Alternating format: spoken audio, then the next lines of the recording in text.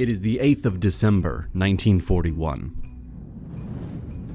Yesterday, Japan launched their surprise attack on the U.S. naval base at Pearl Harbor. Now, America must join the Second World War.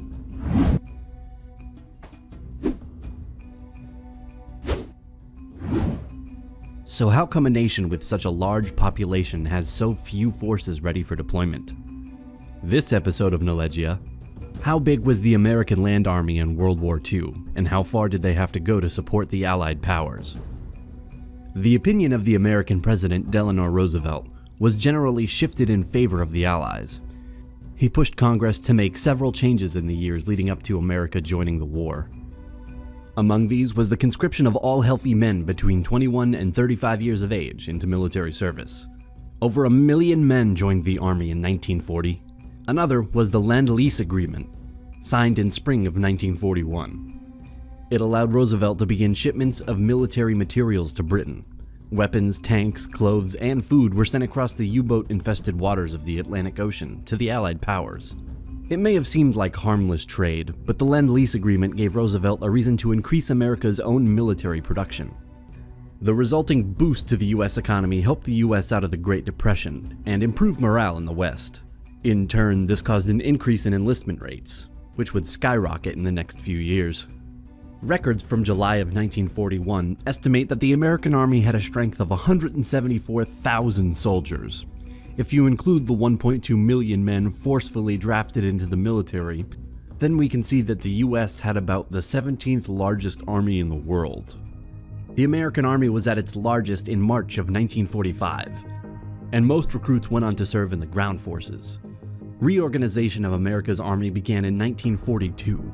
Previously, the Army had been divided into the classical combat arms of infantry, cavalry, and artillery, of which there were two types: field artillery and coast artillery. Instead, these combat arms were combined to form the Army Ground Forces of the U.S. Lieutenant General Leslie J. McNair formed 4 new combat arms: airborne, armor, anti-aircraft, and tank destroyer. These were of more importance than ever before, since the Wehrmacht and Luftwaffe were using modern weapons and vehicles in their blitzkrieg or lightning war tactics. 1942 was a year of aerial desperation. Since the Luftwaffe had gained almost unchallenged superiority in the skies, anti-aircraft weapons were of unmatchable importance. It would remain this way until Allied forces managed to gain more aerial control. This explains a lot about the developments in the American military in the years leading up to America joining the war. Up until then, many infantry divisions had been dormant and were reactivated in pre-war years. In 1940, for example, the 7th, 8th, and 9th Infantry Divisions had to be reformed. Even so, the US military expanded drastically during the war.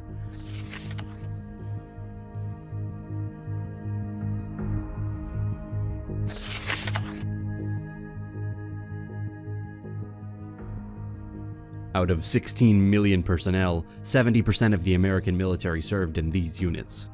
They could act almost entirely independently if needed, meaning they could be responsible for smaller operations and maneuvers. Since the M4 Sherman had just entered production, many tanks were ready for deployment in Europe. But America was still supplying Britain with the flawed M3. The M4 was the second most produced armored vehicle during World War II, and played a crucial role in the armored divisions. Consisting mainly of infantry troops, the US Army was grouped together with the Air Force. The Navy remained a separate section. During the war, the Army Ground Forces, the infantry and armored divisions like we spoke about, numbered about 4,400,000 soldiers, and the Army Services Force supplied these men with engineers, specialists, medics, and military police. By spring of 1942, America was well prepared for war. Certain changes had been made to the equipment of the ground forces, often to make production cheaper and to cut down on shipping costs, since over 90% of enlisted soldiers were engaged in overseas operations. Whilst American troops were being shipped to the European continent, there were numerous fights and island battles in the Pacific theater. From the 8th of December 1941 to the 6th of May 1942, the Japanese carried out their Bataan campaign, attempting to capture an important peninsula in the Philippines. General Douglas MacArthur, commanding the United States Army forces in the Far East, held out for several months. The Japanese and 14th Imperial Army starved and exhausted American and Filipino troops at Bataan, and dominated the area with powerful artillery barrages and naval landings. Eventually, MacArthur decided it wasn't worth it and surrendered to Japan on the 9th of April. America's Marines and Filipino allies had failed to hold on to Bataan, but this wasn't the only loss the United States suffered in the early stages of the war. Just 2 days after Pearl Harbor, the island of Guam had fallen to the Japanese. Meanwhile, Wake Island had to endure the relentless bombing and deployment of Japanese task forces, and American soldiers surrendered on the 23rd of December, 1941.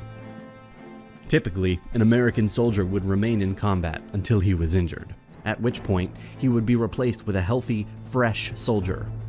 Unlike the European allies, there was no routine placement for troops, meaning that survivors would remain in service until they were wounded or died. Most of the land combatants in these island battles were Marines, who were trained to fight both on land and at sea. At the time, Japan and America would carry out naval attacks around the islands.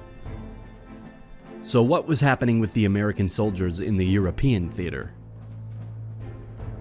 In November 1942, transports carrying American and British soldiers entered the Mediterranean Sea and approached North Africa, hailing the start of Operation Torch.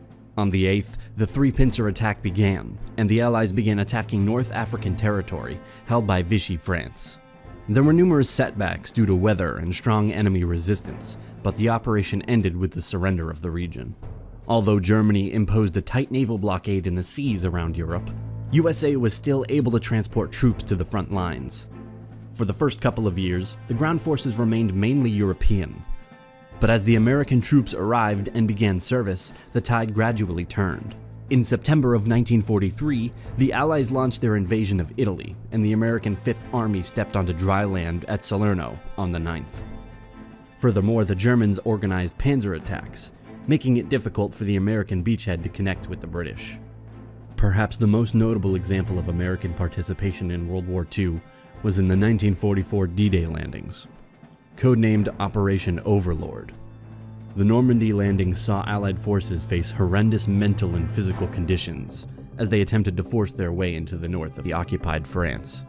The 2nd, 3rd, 4th, 5th, and 6th Armored Divisions began their service in Normandy on the 6th of June, when they were deployed from amphibious landing crafts. What follows is the diary extract from an American soldier who fought on the beaches of Normandy.